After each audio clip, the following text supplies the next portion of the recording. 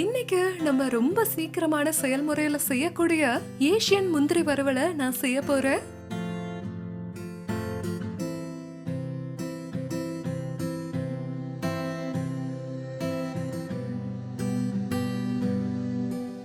இன்னைக்கு நான் இத டோஃபுவோட இந்த வறுவலை செய்யறேன். ஆனா அதே விஷயத்த நீங்க பன்னீர் கூடவும் செய்யலாம். அப்புறம் டோஃபு இல்லாம கூட நீங்க செய்யலாம். அசைவ பிரியர்கள் சிக்கன் கூட இத செய்யலாம். வாங்க இப்ப இத செய்ய ஆரம்பிக்கலாம்.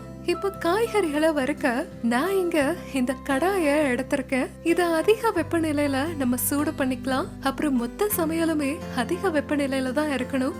கொஞ்சமா எண்ணெய சேர்த்துக்கிறேன். ஒரு டீஸ்பூன். இதுக்கு நிறையலாம் எண்ணெய் தேவையில்லை. இப்ப நான் இத டோஃபுவோட செய்யறதுனால எனக்கு டோஃபுவோட மேல நல்லா முறுமுறுப்பா இருக்கணும். அதுக்காக நான் முதல்லயே டோஃபுவை என்ன பண்ணனா ஒரு டீஸ்பூன் எண்ணெயில லேசா பொரிச்சு எடுத்துக்கிட்டேன் இந்த மாதிரி. அப்புறம் இதையே நீங்க பன்னீர்லயும் செஞ்சுக்கலாம். இங்க என்கிட்ட கியூப்ஸா வெட்டின இந்த டோஃபு இருக்கு. நான் அதை சேர்த்துக்கிறேன். இப்ப டோஃபுவை வறுத்துட்டு இருக்கோம்ல, இந்த நேரத்திலேயே நம்ம ஒரு சாஸ தயார் பண்ணிக்கலாம். இங்க நான் ஒரு பாத்திரத்தை எடுத்திருக்கேன். ஒரு 1.5 டேபிள் ஸ்பூனுக்கு இந்த சோயா சாஸ் இருக்கு. நான் அதை சேர்த்துக்கிறேன். ஒரு 2 டீஸ்பூனுக்கு கரும்பு சர்க்கரைய நான் சேர்த்துக்கிறேன் இந்த மாதிரி. அப்புறம் ஒரு டீஸ்பூனுக்கு நான் வினிகரை சேர்த்துக்கிறேன். இங்க பாருங்க, இப்ப டோஃபு ரொம்ப நல்லாவே வறுபட்டிருக்கு. அப்புறம் நல்லாவே ஒரு நிறம் வந்திருக்கு. நான் இப்ப இந்த டோஃபுவை தனியா ஒரு கிண்ணத்துல மாத்திக்கிறேன். இப்ப அதே கடாயில நான் ஒரு 1/2 டீஸ்பூனுக்கு எண்ணெயை எடுத்திருக்கேன். இப்ப அதுல பொடியா நறுக்குன இந்த பூண்டு அப்புறம் பச்சை மிளகாயும் நான் சேர்த்துக்கிறேன். இதோ இந்த மாதிரி இத சேர்த்துக்கோங்க. இப்ப இங்க என்கிட்ட ஒரு 2 டேபிள் ஸ்பூனுக்கு முந்திரி இருக்கு. நான் அதையுமே சேர்த்துக்கிறேன். இப்ப இந்த முந்திரி இருக்குல்ல, அது நல்லா பழுப்பு நிறமா வர வரைக்கும் நம்ம வறுத்துக்கலாம். இந்த முந்திரிய வறுக்க அதிக நேரம்லாம் எடுக்காது. அப்புறம் இங்க சோயா சாஸ்ல வினிகர் இருக்கு. நான் இதுல ஒரு 1/2 டீஸ்பூனுக்கு இந்த கார்ன்ஃபிளவரை சேர்த்துக்கிறேன். இப்ப சோள மாவை சாஸ்ல நல்லா கலக்கிக்கலாம். இங்க என்கிட்ட கொஞ்சம் காய்கறிகள் இருக்கு. இது 3 வகை கேப்சிகம், கூடவே வெங்காயமும் இருக்கு. நல்லா கியூப்ஸா வெட்டி இருக்கேன். இத சேர்த்துக்கலாம்.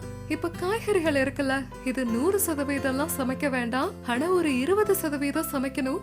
ஏன்னா இதுல எதை சேர்த்தாலும் அதை பச்சையாவே சாப்பிட்டுக்கலாம். அப்புறம் இந்த கேப்சிகம்லாம் லேசான நிறம் வர வரைக்கும் சமைச்சா போதும். இப்ப கேப்சிகம் வெந்திருக்கு. இந்த நேரத்துல நான் டோஃபுவை இதுல சேர்த்துக்கிறேன். ஒரு டீஸ்பூனுக்கு தண்ணிய சேர்க்கலாம். சோ காய்கறிகள் தீஞ்சு போகாம இருக்கும். நம்ம தயார் செஞ்சு வச்சிருந்தோம்ல அந்த சாஸ், அதை நான் இதுல சேர்த்துக்கிறேன். இப்ப சுமாரா 2ல இருந்து 3 டேபிள் ஸ்பூன் தண்ணிய இதுல சேர்த்துக்கலாம். ஆனா உங்களுக்கு ட்ரையா வேணும்னா அப்ப நீங்க தண்ணீரை சேர்க்க வேண்டிய அவசியம் இல்ல. இப்ப ஸ்டர் ஃப்ரை சமைக்கப்பட்டுக்கிட்டே இருக்கு. இப்ப நீங்க பாத்தீங்கன்னா இப்ப வரைக்குமே நான் இதுல உப்பை சேர்க்கல. ஏன்னா இதுல நம்ம ருசி பார்த்துட்டு கடைசியா தான் உப்பை சேர்க்கணும். அது ஏன்னா சோயா சாஸ் இருக்குல்ல, அதுல நிறையவே உப்பு இருக்கும். சோ தேவைப்பட்டா ருசிய பார்த்துட்டு பின்னாடி நம்ம உப்பை சேர்த்துக்கலாம். அது தப்பு இல்ல. இப்போ நான் ஒரு சிட்டிகைக்கு உப்பு சேர்த்துக்கிறேன். நிறையலாம் இல்ல, கொஞ்சமா தான். இப்ப நம்ம அடுப்பை அணைச்சிட்டு ஒரு நல்ல வாசத்துக்காக நான் கொஞ்சமா எண்ணெய சேர்த்துக்கிறேன். இது ரொம்பவே நல்லா இருக்கும்.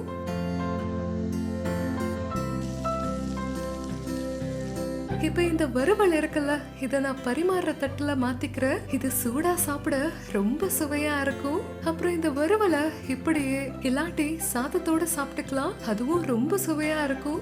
கார் ஃப்ரீ டயட் எடுக்க வேண்டி இருக்கும் போது இதை சாப்பிடுறது தான் நான் விரும்புவேன். இது சரியா இருக்கும். இப்ப இதுக்கு மேல நான் கொஞ்சம் ஸ்ப்ரிங் ஆனியன்ஸ் சேர்த்துக்கிறேன். இப்ப இங்க தயாராயிருச்சு சீக்கிரமா செய்யக்கூடிய முந்திரி வறுவல்.